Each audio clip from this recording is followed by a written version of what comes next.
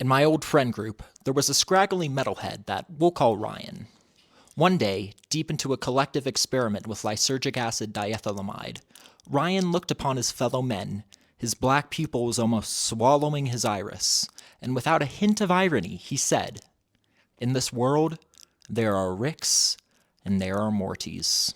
Now, it's easy to laugh off my friend's statement as a moment of drug-induced cringe, but it really speaks to a rot in the cultural framework of us young men. This rot can be deadly, too.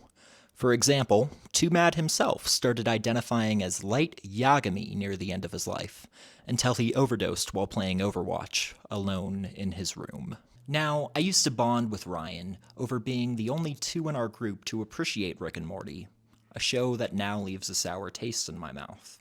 And why? Many reasons. The show was already on a cultural decline as Rick Sanchez's nihilistic attitude grew less resonant, less endearing. But what sealed the deal was when it came out, to our surprise, that the show about a shitty guy was made by a shitty guy. So, what's the lesson? For a long time, social cohesion, at least in the Western world, was held together by Judeo-Christian values.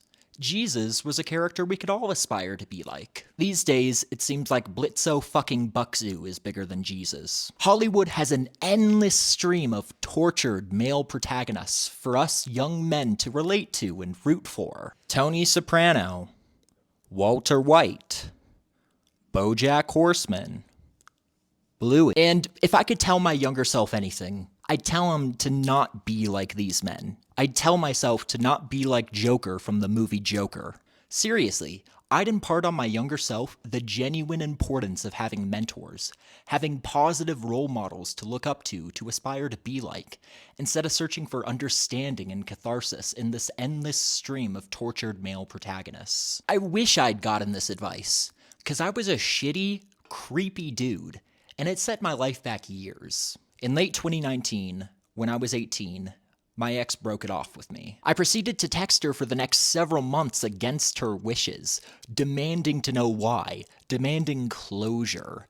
Shitty, desperate texts just looking for her attention. This was harassment, it was abusive, it was creepy, and I absolutely condemn this kind of behavior. I eventually stopped in early 2020 when I received a call from the police telling me to knock it off. I ceased contact until COVID hit, when I sent yet another text ostensibly asking if she was okay.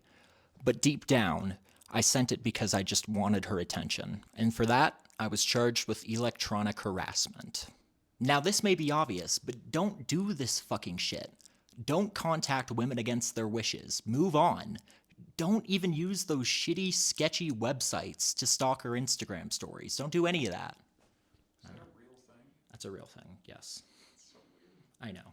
It's violent, it's selfish, it's wrong, and just don't do it.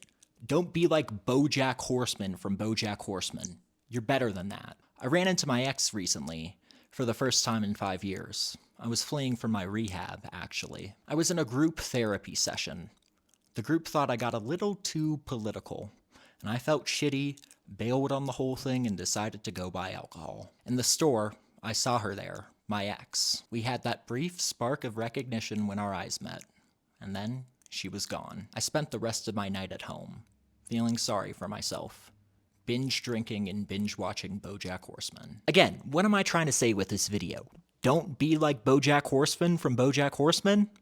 Yes, exactly. Don't do it. Don't be a self-loathing alcoholic. Have friends and community. Listen to them and seek their counsel so that you may walk a better path. Listen, my guy, self-insight and moral revelations are not going to come through on your 4th rewatch of Better Call Saul. You don't need to watch it again. Good show. Lesson learned. Don't be like Saul Goodman, guys.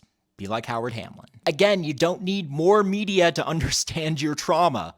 Your 13th go-around with Bo Burnham's Inside is not going to lead to any striking new revelations. You clearly have a desire for catharsis through art.